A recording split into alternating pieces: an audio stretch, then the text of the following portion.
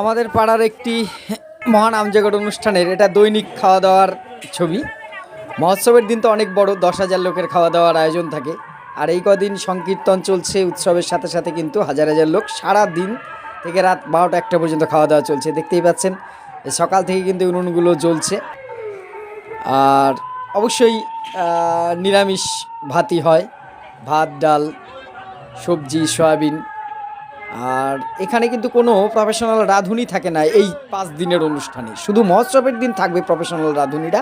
এই 5 দিন কিন্তু পাড়ার সবাই মিলেই চলছে। একদিকে রান্না যেমন চলছে, আর একদিকে এই যে খাবার আয়োজন চলছে।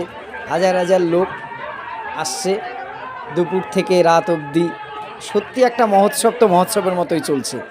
এটা নদিয়া জেলায় ধানতলা থানার দোলোয়াবাড়ি গ্রাম। আর তারই সাথে এদিকে কিন্তু ভোগ আরতি চলছে। ভোগ আরতি নয়, সন্ধে আরতি।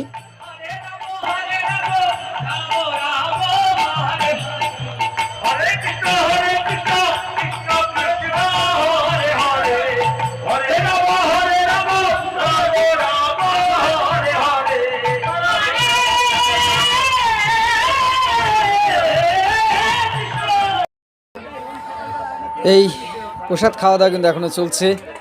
আপনাদেরও কিন্তু আমন্ত্রণ থাকছে, আসুন। সত্যি আশা করি ভালো লাগবে।